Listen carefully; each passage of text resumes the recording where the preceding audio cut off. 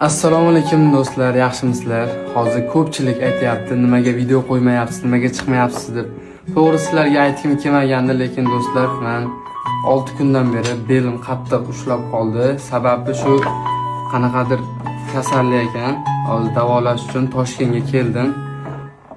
Ko'rib, o'zlaring nima qilinglar, xullas do'stlar, mana shu orqam og'rib, yonmachasiga buroq og'riyapti. Qaranglar, nimalar bo'lib ketganligi.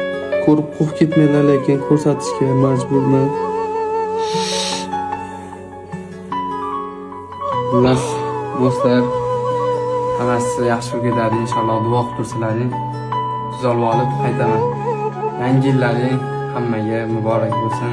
Inshaalloh 2026-yilda hamma o'ylagan maqsadlariga yetsin. Hech kim unaqa kasal bo'lmasin, hech kimning boshiga unaqa pullar tushmasin.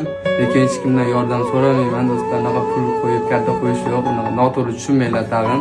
Aytaman, o'zlaringiz ko'ringlar, mana Solijonov Nodirbek. Hammasining bel qismlari ozgina grija paydo bo'lyapti ekan. Endi hamma narsani ko'rib boramiz ekanda, shuncha qiyinchiliklarni. Yaxshiroq Hindistonga ketib qolmaganman. Alloh shunday qaray qaytargan. O'zimni vatanimda shu ko'rgiliklar bo'lyapti. O'zim vatanim davolayapti. Kim davolaydi boshqa? O'zim harakat qilaman. Allohim kuch berasizlar, duo qilsalaring bo'ladi. Davay do'stlar.